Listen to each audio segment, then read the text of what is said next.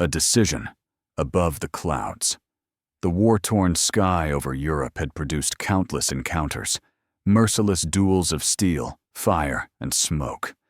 But few moments in the brutal air war of World War II would ever echo through history with the strange, almost impossible humanity found in a single December morning of 1943. It is here, above the icy North German coast, that a Luftwaffe ace, one of Germany's most respected fighter pilots, would look into the hollowed eyes of a young American bomber crew and make a decision that defied the logic, the violence, and the iron rules of war. A sky that no longer forgave mistakes. By the winter of 1943, the air over Europe had become one of the deadliest battlefields of the Second World War. What had once been a domain of daring reconnaissance flights and short-range raids had transformed into an unforgiving arena where thousand-plane formations clashed with swarms of interceptors, and every inch of altitude demanded blood. The United States Army Air Forces had only begun strategic bombing over Nazi-controlled Europe the year before, and already the sky was exacting its price. The 8th Air Force, flying out of airfields scattered across southeast England, had lost hundreds of bombers in just months, great silver fortresses torn open by cannon shells and flak bursts, falling like burning constellations across the fields and towns of occupied Europe. The Luftwaffe, pressured on every front yet still intensely capable, fought with the desperation of an air force trying to hold back a tide. Experienced pilots, some with hundreds of sorties and dozens of kills, scrambled daily against the Wehrmachts, the four-motor heavy bombers that threatened the Reich's factories, oil fields, and cities. It was into this brutal arena that Franz Stigler, a young but already accomplished German fighter pilot, climbed into the cockpit of his Messerschmitt Bf 109G6 on the morning of December 20th, 1943. He could not have imagined that within hours he would face a moment so improbable, so morally charged, that it would haunt and define him for the rest of his life. And far above him, struggling against both the cold and the limits of their battered machine, the crew of a single American bomber, B-17F, Ye Olde Pub, would soon face a decision of their own: fight for life or accept death with dignity. This is the story of two crews, two nations, and a choice made in the freezing silence between enemies. The miserable winter of 1943. To understand how the events of that December morning unfolded, we must step back into the broader war that framed them. By late 1943, the Allied strategic bombing campaign was transitioning from experimental to relentless. Air planners in Washington and London demanded daylight raids deep into German airspace, targets like factories at Bremen, shipyards at Kiel, aircraft plants at Regensburg, and ball-bearing works at Schweinfurt. The philosophy was simple but costly. Strike by day to precision bomb industrial targets. Strike by night to devastate cities. American commanders promised results, but their bomber crews paid the price. Missions routinely lasted 8 hours or longer. Flak batteries, hundreds of them, lay in wait across every major German city. The Luftwaffe responded with fast, heavily armed interceptors designed specifically to kill bombers. And then there was the winter. Air temperatures at altitude could reach -40 degrees Celsius, freezing bare skin instantly. Frostbite was common. Oxygen failure could be fatal. Engines struggled. Guns jammed. Survival gear often malfunctioned. In short, a single error could end a mission. A single moment of luck could save one. Through this punishing environment flew the crew of the 379th Bomb Group, departing from RAF Kimballton shortly after dawn on December 20th, 1943. Their target, the aircraft facilities at Bremen, one of Germany's most heavily protected industrial cities. For 21-year-old Lieutenant Charles "Charlie" Brown, a young pilot from West Virginia on his first combat mission, The assignment was terrifying enough. What awaited him would be beyond anything he could imagine. The crew of Ye Olde Pub, young men in an old sky. Like many bomber crews of the 8th Air Force, Brown's crew were young, astonishingly young. Most were barely in their 20s, some still teenagers. They were farmers' sons, machinists, students, and factory workers. They had trained hard, endured hundreds of hours in the air, and had been drilled relentlessly on emergency procedures. But there was one thing no training could prepare them for: what it felt like to have their aircraft ripped open over enemy territory. The crew consisted of pilot, Lieutenant Charlie Brown, co-pilot, Lieutenant Spencer, Pinky, Luke, navigator, Lieutenant Al Sadok, bombardier, Lieutenant Randall, Bill, Goff, flight engineer, top turret gunner, T. Sergeant Harold Pinky, Peachout, radio operator, T. Sergeant Robert Rosie, Rosenthal Ball, turret gunner, Sergeant Sam Blackford, right waist gunner, Sergeant Alex Yelisanko, left waist gunner, Sergeant Lloyd Jennings, tail, gunner, Sergeant Hugh Eckenrode. 10 men, 10 families back home, 10 sets of hopes and fears. Their aircraft, B-17F, serial number 42-31064, had been christened Ye Olde Pub, a name scrawled almost jokingly onto its nose art. It was a brand new bomber, straight from the factory lines. But combat had a way of aging machines faster than any clock on Earth. They would not know it yet, but within hours, the Pub would become one of the most famous and most miraculously surviving bombers in the entire war. The takeoff. A sense of foreboding. The morning was brutally cold when the crew arrived at the airfield. Ice coated the runways. Ground crews, wrapped in heavy coats and scarves, prepared dozens of bombers for takeoff. Charlie Brown later recalled a strange feeling tightening in his chest, a sense that something was wrong, though he couldn't explain it. Many pilots spoke of such moments, a feeling of impending loss that sometimes struck before a mission. But orders were orders.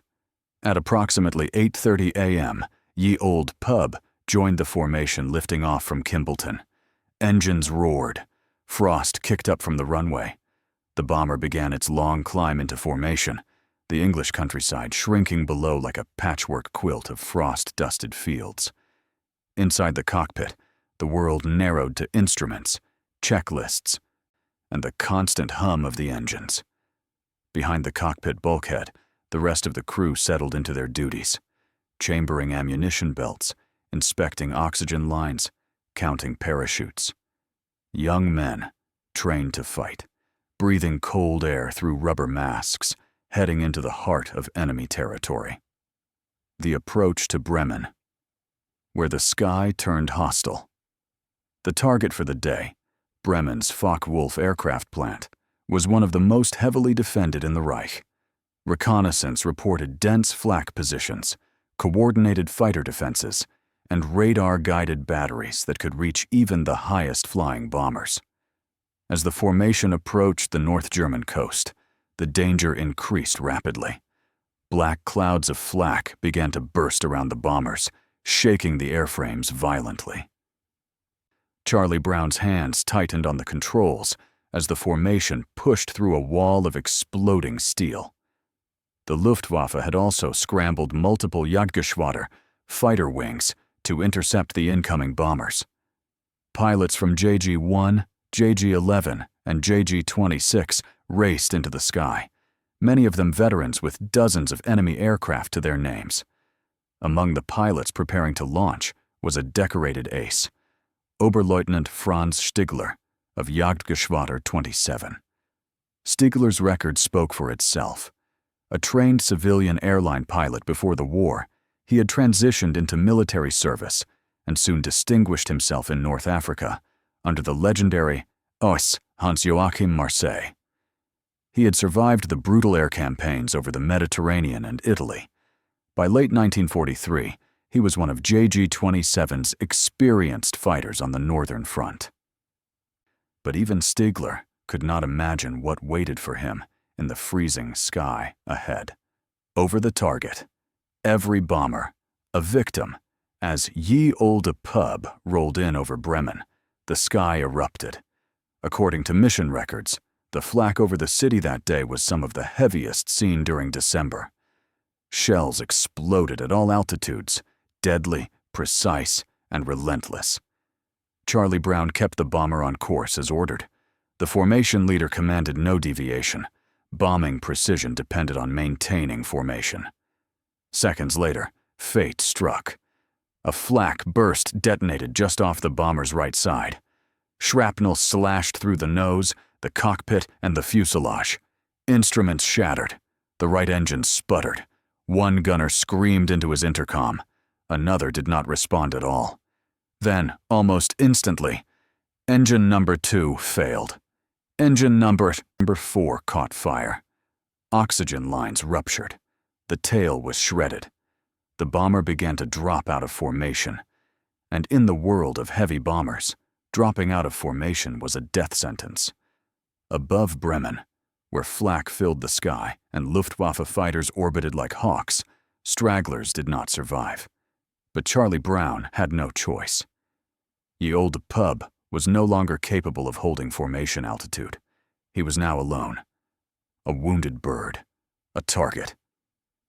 The attacks begin. Fighters seek blood as the crippled bomber limped away from Bremen, its tail dragging, smoke trailing from its engines. It was spotted by German fighters, returning from the initial intercept. One after another, they pounced. FW-190s and BF-109s made firing passes from multiple angles. The bomber's gunners returned fire when they could. But many of their guns were frozen or destroyed. Ammunition feeds were jammed. Intercom lines were cut, leaving gunners isolated and guessing. Within minutes, the tail gunner, Sergeant Eckenrode, was dead. Both waist gunners were wounded. The ball turret gunner was trapped and injured. The bombardier and navigator were bleeding from shrapnel wounds. The oxygen system failed, forcing the crew to fight off hypoxia. The bomber's nose was nearly torn open to the elements. Charlie Brown, half conscious from blood loss and oxygen deprivation, fought to keep the aircraft level. He later said the bomber flew like a brick with wings. What remained of the crew expected the end. Many prayed. Some whispered farewells. Others simply stared into the cold, rushing past the holes in the fuselage, waiting for the fighters to finish them off. And then, as the attacking German fighters disengaged, having assumed the bomber was moments away from crashing, a lone BF-109 approached. This pilot, too, assumed he was about to finish the kill. His name was Franz Stigler. Franz Stigler enters the scene. When Stigler first glimpsed the bomber struggling through the sky, his instincts sharpened. Here, alone and crippled, was a perfect target. One more kill would bring him closer toward the coveted Knight's Cross. He had already achieved numerous victories. Bringing down this bomber would be simple. But as he closed in, lining up behind the B-17, something stopped him. Through the shattered tail, through the torn metal of the waist section, he could see the crew. They were not returning fire. They were not even moving much. He moved alongside the bomber's right wing, close enough to look into the fuselage. What he saw made his stomach drop. The bomber was destroyed, its crew dying, the aircraft barely flying. One gunner was slumped over his weapon, bleeding heavily. Another lay on the floor.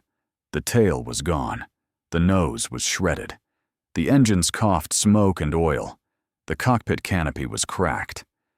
Stigler had been trained by his commander in Africa, Marseille, who had drilled into him a code. You fight with honor.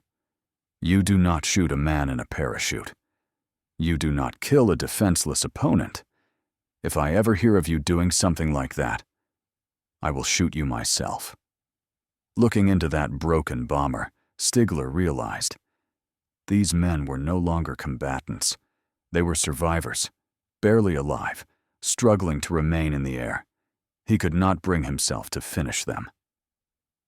It went against everything he believed in as a pilot, as a soldier, and as a man.